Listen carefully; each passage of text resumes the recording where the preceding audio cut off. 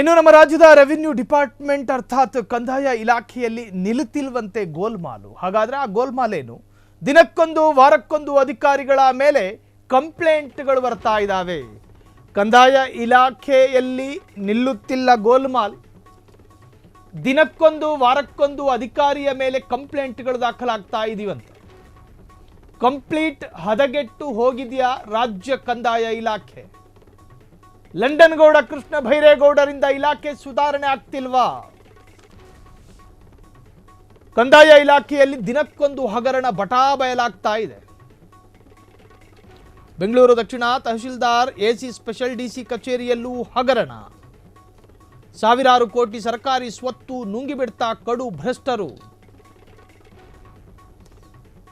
ಹಾಗಾದ್ರೆ ಈ ಗೋಲ್ಮಾಲ್ನ ರೂಪಗಳು ನೀವು ತಿಳಿದ್ರೆ ಶಾಕ್ ಆಗ್ತೀರಿ. ಕ್ಷಣಕ್ಕೊಂದೊಂದು ತರಹದ ಗೋಲ್ಮಾಲ್ಗಳು ಈ ಇಲಾಖೆಯಿಂದ ನಮಗೆ ಕೇಳಿಸೋದಕ್ಕೆ ಸಾಧ್ಯ ಆಗ್ತಾ ಇದೆ. ಕಂಪ್ಲೀಟ್ ಹದಗೆಟ್ಟು ಹೋಗಿದೆಯಾ ಸಿಸ್ಟಮ್, ರೆವಿನ್ಯೂ ಡಿಪಾರ್ಟ್ಮೆಂಟ್ ಒಳಗಿರುವ ಕಾರ್ಯವೈಖರಿಯ ಪದ್ಧತಿ. ನಿಮ್ಮನ್ನು ಯಾಕೆ ಕೂರಿಸಿರೋದು? ನಿಮ್ಮ ಹೆಗಲ ಮೇಲಿರೋ ಜವಾಬ್ದಾರಿಗಳೇನು? ನೀವು ಹೆಂಗಿರಬೇಕು? ನೀವು ಯಾರಿಗೆ ಮಾದರಿಯಾಗಿರಬೇಕು? ನಿಮ್ಮಲ್ಲೇ ಈ ತರಹದ್ದೊಂದು ಅವ್ಯವಸ್ಥೆಗಳು ನಡೆದಾಗ ರಾಜ್ಯದ ಜನರಿಗೆ ನಿಮ್ಮ ಮೇಲಿರುವಂತಹ ನಿರೀಕ್ಷೆಗಳು ನಾಶ ಆಗುತ್ತೆ. ನೀವು ಮಾಡುವಂತಹ ಪ್ರತಿ ಕೆಲಸ ಜನಪರವಾಗಿರಬೇಕು. ಕಂಪ್ಲೀಟ್ ಹದಗೆಟ್ಟು ಹೋಗಿದೆಯಾ ರಾಜ್ಯ ಕಂದಾಯ ಇಲಾಖೆ? ಸಚಿವ ಕೃಷ್ಣ ಭೈರೇಗೌಡರಿಂದ ಇಲಾಖೆ ಸುಧಾರಣೆ ಆಗ್ತಾ ಇಲ್ವಾ? ಕಂದಾಯ ಇಲಾಖೆಯಲ್ಲಿ ದಿನಕ್ಕೊಂದು ಹಗರಣ ಬಟಾಬಯಲಾಗಿದೆ. ಬೆಂಗಳೂರು ದಕ್ಷಿಣ ತಹಶೀಲ್ದಾರ್ ಎಸಿ ಸ್ಪೆಷಲ್ ಡಿಸಿ ಕಚೇರಿಯಲ್ಲಿ ಹಗರಣದ ಮೇಲೊಂದು ಹಗರಣ ನಡೀತಾ ಇದೆ. ಸಾವಿರಾರು ಕೋಟಿ ಸರ್ಕಾರಿ ಸ್ವತ್ತು ನುಂಗಿಬಿಟ್ಟಿದ್ದಾರಾ ಕಡು ಭ್ರಷ್ಟರು ಅನ್ನೋ ವಿಚಾರ. ಹಾಗಾದರೆ ಕಂದಾಯ ಇಲಾಖೆಯಲ್ಲಿ ನಡೀತಿರುವಂತಹ ಈ ಗೋಲ್ಮಾಲ್ಗಳನ್ನು ಗಮನಿಸೋದಕ್ಕೊಬ್ಬ ಅಧಿಕಾರಿ ಅಂತ ಯಾರೂ ಇಲ್ವಾ? ಮೇಲಾಧಿಕಾರಿಗಳ ಗಮನಕ್ಕೆ ಬರ್ತಾ ಇಲ್ವಾ? ಸರ್ಕಾರಿ ಸ್ವತ್ತುಗಳನ್ನು ನುಂಗು ಹಾಕ್ತಾ ಇದ್ದಾರಾ ಈ ಕಡು ಭ್ರಷ್ಟರು ಅನ್ನೋ ಪ್ರಶ್ನೆಗಳು ಉದ್ಭವ ಆಗ್ತಾ ಇದೆ. ಹಾಗಾದರೆ ಇದಕ್ಕೇನು ಪರಿಹಾರ ಏನು? ವೈರಸ್ ಬಂದಾಗ ವೈರಸ್ಸನ್ನು ಎದುರಿಸೋದಕ್ಕೆ ಇಂಜೆಕ್ಷನನ್ನು ನಾವು ಮೊರೆ ಹೋಗ್ತೀವಿ. ಹಾಗೇನೆ ಒಂದು ಸಮಸ್ಯೆ ಈ ಇಲಾಖೆಯಲ್ಲಿ ಬಂತು ಅಂದರೆ ಅದಕ್ಕೊಂದು ಆಲ್ಟರ್ನೇಟ್ ಆದಂತಹ ಪರಿಹಾರಗಳಿರ್ತವೆ. ಒಂದು ಸಸ್ಪೆಂಡು, ಒಂದು ಅವರ ವಿರುದ್ಧ ಕ್ರಮ, ಮತ್ತೊಂದು ಮಗದೊಂದು. ಆ ಪರಿಹಾರ ಆಗಿದೆಯಾ? ಹಾಗಾದರೆ ಈ ವಿಚಾರಕ್ಕೆ ಸಂಬಂಧಪಟ್ಟ ಹಾಗೆ ಒಂದಷ್ಟು ಅಪ್ಡೇಟ್ಸ್ಗಳನ್ನು ನಾವು ಗಮನಿಸ್ತಾ ಹೋಗುವುದಾದರೆ, ಈ ರೆವಿನ್ಯೂ ಡಿಪಾರ್ಟ್ಮೆಂಟ್ನಲ್ಲಿ ಇದು ದಕ್ಷಿಣ ತಾಲೂಕು ಕಂದಾಯ ಇಲಾಖೆ ಗೋಲ್ಮಾಲ್ ಸುದ್ದಿ. ಸಾವಿರಾರು ಕೋಟಿ ಮೌಲ್ಯದ ಸರ್ಕಾರಿ ಸ್ವತ್ತಿನ ಗುಳುಂ ಸ್ವಾಹದ ಕತೆ. ಹಣದ ದಾಹಕ್ಕೆ ಸರ್ಕಾರಿ ಸ್ವತ್ತನ್ನ ಪರಭಾರೆ ಮಾಡಿಬಿಟ್ರ ಭ್ರಷ್ಟರು. ಡಜನ್ ಗಟ್ಟಲೆ ಅಧಿಕಾರಿ ನೌಕರರಿಂದ ಅತಿ ದೊಡ್ಡ ಭೂ ಹಗರಣ, ಲ್ಯಾಂಡ್ ಮಾಫಿಯಾ. ಸರ್ಕಾರಿ ಜಾಗ ರಕ್ಷಣೆ ಮಾಡಬೇಕಾದ ಅಧಿಕಾರಿಗಳಿಂದಲೇ ಭೂ ಹಗರಣ. 1-2 ಕೋಟಿ ಹಗರಣ ಅಂತೂ ಅಲ್ಲವೇ ಅಲ್ಲ, 1600 ಕೋಟಿ ಹಗರಣ. ಹಾಗಾದ್ರೆ ಈ ಬೃಹತ್ ಹಗರಣದಲ್ಲಿ ಯಾರ್ಯಾರು ಶಾಮೀಲು ಗೊತ್ತಾ? ಕೆಲವೇ ಕ್ಷಣದಲ್ಲಿ ಕಂದಾಯ ಇಲಾಖೆ ಭ್ರಷ್ಟರ ಅಸಿಯಲಿ ಎತ್ತು ಬಟಾಬಯಲಾಗುತ್ತೆ. ಇದು ದಕ್ಷಿಣ ತಾಲೂಕು ರೆವಿನ್ಯೂ ಡಿಪಾರ್ಟ್ಮೆಂಟ್ನ ಅತಿ ದೊಡ್ಡ ಬೃಹತ್ ಗೋಲ್ಮಾಲ್ನ ಕತೆ. ಶಾಲೆ ಮಕ್ಕಳು ಬೋಟಿ ತಿಂದಂಗೆ ಈ ಇಲಾಖೆ ಅಧಿಕಾರಿಗಳು ಕೋಟಿಯನ್ನು ಲೂಟಿ ಹೊಡೆದವರು. ಹಣದ ದಾಹಕ್ಕೆ ಸರ್ಕಾರಿ ಸ್ವತ್ತನ್ನು ಪರಭಾರೆ ಮಾಡಿಬಿಟ್ರ ಭ್ರಷ್ಟರು. ಡಜನ್ ಗಟ್ಟಲೆ ಅಧಿಕಾರಿಗಳಂತೆ ನೌಕರರಿಂದ ಅತಿ ದೊಡ್ಡ ಭೂ ಹಗರಣ. ಭೂಮಿ ನುಂಗಿದ ಕಳ್ಳರು. ಡಜನ್ ಗಟ್ಟಲೆ ಅಧಿಕಾರಿ ನೌಕರರಿಂದ ಈ ತರಹದ ಒಂದು ಹಗರಣಗಳು ನಡೆದಿದೆಯಾ ಎನ್ನುವಂತಹ ಶಂಕೆಗಳು ವ್ಯಕ್ತವಾಗಿದೆ. ಅದಕ್ಕೆ ಸಂಬಂಧಪಟ್ಟ ಹಾಗೆ ಒಂದಷ್ಟು ವಿವರಗಳನ್ನು ನೀವು ಗಮನಿಸ್ತಾ ಇದ್ದೀರಿ. ಈ ತರಹದ್ದೊಂದು ಕೃತ್ಯ ನಡೆದು ಕಂಪ್ಲೇಂಟ್ಗಳು ಹೋಗಿದ್ದಾವೆ, ಲಿಖಿತ ದೂರುಗಳು ದಾಖಲಾಗಿದೆ, ಇವರ ಮೇಲೆ ಆರೋಪ ಇದೆ. ಇವರು ಸುತ್ತ ಏನು ಭೂ ಹಗರಣದ ವಾಸನೆ ದಟ್ಟವಾಗಿ ಬಡಿತಾ ಇದೆ. ಹಾಗಾಗಿ ಇವರ ಮೇಲೆ ಒಂದು ಕಣ್ಣಿಡಬೇಕು. ಸರ್ಕಾರಿ ಸ್ವತ್ತು ನಿಮ್ಮ ಪರ್ಸನಲ್ ಸ್ವತ್ತಾಗಿದ್ದರೆ ನಾವ್ಯಾಕೆ ಮೂಗು ತೋರಿಸ್ತೀವಿ? This is government property. ಅದರ ಮೇಲೆ ಪ್ರತಿಯೊಬ್ಬನಿಗೂ ಹಕ್ಕಿದೆ.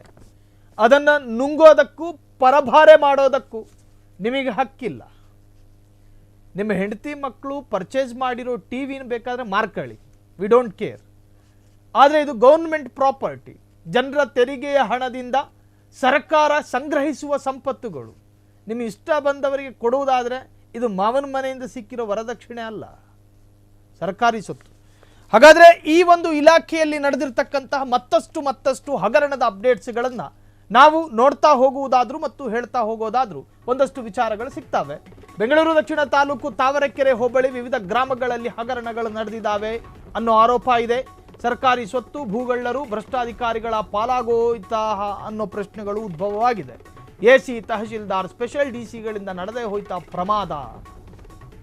ತಾವರೆಕೆರೆ ಹೋಬಳಿ ಯಲಚಗುಪ್ಪೆ ರಾಂಪುರ ಗ್ರಾಮ ಸರ್ವೆ 4, ಸರ್ವೆ ನಂಬರ್ 4, ದೇವಮಾಚೋನಹಳ್ಳಿ ಗ್ರಾಮ ಸರ್ವೆ 68, ಗಾಣಕಲ್ಲು ಗ್ರಾಮ ಸರ್ವೆ 19, ಯಲಚಗುಪ್ಪೆ ಗ್ರಾಮ ಸರ್ವೆ 20/2, ಕುರುಬರಹಳ್ಳಿ ಸರ್ವೆ 116ರಲ್ಲಿ ಗೋಲ್ಮಾಲ್ಗಳಾಗಿದೆ. ತಾವರೆಕೆರೆ ಹೋಬಳಿ ವಿವಿಧ ಗ್ರಾಮಗಳಲ್ಲಿ ಎಕರೆಗಟ್ಟಲೆ ಸರ್ಕಾರಿ ಸ್ವತ್ತಿದೆ. ಈ ಸರ್ಕಾರಿ ಸ್ವತ್ತನ್ನು ಭೂಗಳ್ಳರಿಗೆ ಪರಭಾರೆ ಮಾಡಿರುವ ಆರೋಪ. ನಾವೀಗಾಗಲೇ ರಿವೀಲ್ ಮಾಡಿರುವಂತಹ ಸರ್ವೆ ನಂಬರು ಇದು ಶರ್ಟಿನ ಮೆಜರ್ಮೆಂಟು ಸಂಖ್ಯೆಗಳಲ್ಲ, ಸರ್ವೆ ನಂಬರನ್ನು ಪ್ರತ್ಯೇಕವಾಗಿ ತೋರಿಸಿದ್ದೀವಿ. ಭೂಗಳ್ಳರಿಗೆ ಪರಭಾರೆಯಾಗಿರುವಂತಹ ಆಯಾಯ ಪ್ರದೇಶ ಮತ್ತು ಸರ್ವೆ ನಂಬರ್ ಅಲ್ಲೊಂದು ಆರೋಪ ಇದೆ. ಇದನ್ನು ತನಿಖೆ ಮಾಡಬೇಕಾಗಿರೋ ಯಾರು, ಇದನ್ನು ಎನ್ಕ್ವೈರಿ ಮಾಡಬೇಕಾಗಿರೋ ಯಾರು, ಆ ಅಧಿಕಾರಿಗಳು ಎಚ್ಚರ ವಹಿಸಿ ಆ ಸರ್ವೆ ನಂಬರ್ ಮೇಲೆ ನಿಗಾ ಇರಿಸಬೇಕು. ಸರ್ಕಾರಿ ಸ್ವತ್ತು ಪೋಲಾಗದಂತೆ, ಭ್ರಷ್ಟರ ಪಾಲಾಗದಂತೆ, ಭೂಗಳ್ಳರ ಹೊಟ್ಟೆಗೆ ಸೇರದಂತೆ ನೋಡಿಕೊಳ್ಳಬೇಕಾದ ಜವಾಬ್ದಾರಿ ನಿಮ್ಮದು. ತಾವರೆಕೆರೆ ಹೋಬಳಿ ಯಲಚಲಗುಪ್ಪೆ ರಾಂಪುರ ಗ್ರಾಮ ಸರ್ವೆ 4, ದೇವಮಾಚೋನಹಳ್ಳಿ ಗ್ರಾಮ ಸರ್ವೆ 68, ಗಾಣಕಲ್ಲು ಗ್ರಾಮ ಸರ್ವೆ 19, ಯಲಚಗುಪ್ಪೆ ಗ್ರಾಮ ಸರ್ವೆ 20/2, ಕುರುಬರಹಳ್ಳಿ 116 ಈ ಸರ್ವೆ ನಂಬರ್ಗಳಲ್ಲಿ ಗೋಲ್ಮಾಲ್ ಆಗಿದೆ ಅನ್ನೋ ಆರೋಪ ಇದೆ. ಸಂಬಂಧಪಟ್ಟಂಥ ಅಧಿಕಾರಿಗಳು, ಸಂಬಂಧಪಟ್ಟಂಥ ಇಲಾಖೆ ತಕ್ಷಣ ಕ್ರಮವನ್ನು ತೆಗೆದುಕೊಂಡು ಭೂಮಿ ಕದಿಯಲು ಯತ್ನಿಸುವವರ ಬಾಯಿಗೆ ಬೀಗ ಹಾಕಿ ಇದಕ್ಕೊಂದು ಕ್ರಮ ವಹಿಸಬೇಕು ಅಥವಾ ಅವರ ವಿರುದ್ಧ ಕ್ರಮ ಆಗಬೇಕು ಅನ್ನೋ ಅಭಿಪ್ರಾಯಕ್ಕೆ ಒಂದಷ್ಟು ಅಧಿಕಾರಿಗಳು ಬಂದಿರುವಂತಹದ್ದು. ಜನಾಕ್ರೋಶ ಸ್ಫೋಟಗೊಳ್ಳುವ ಮುನ್ನೆ ಎಚ್ಚರ ವಹಿಸಬೇಕಾಗಿದೆ.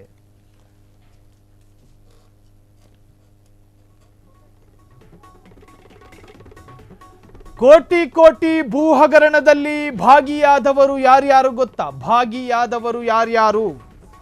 ಹಿಂದಿನ ವಿಶೇಷ ಜಿಲ್ಲಾಧಿಕಾರಿ ರಂಗಪ್ಪ, ಕೆಎಸ್ ಅಧಿಕಾರಿ ಆರತಿ ಆನಂದ್, ಎಸಿ ರಜನಿಕಾಂತ ರಘಾನಂದನ್, ಹಿಂದಿನ ಎಸಿ ಅಪೂರ್ವ, ಹಿಂದಿನ ದಕ್ಷಿಣ ತಾಲೂಕು ತಹಸೀಲ್ದಾರ್ ಶ್ರೀನಿವಾಸ್, ಆರ್ಐ ಭಾಗಿ ಆರೋಪ. ಡಜನ್ ಗಟ್ಟಲೆ ಅಧಿಕಾರಿ ನೌಕರರ ವಿರುದ್ಧ ದಾಖಲಾಯಿತು ದೂರು.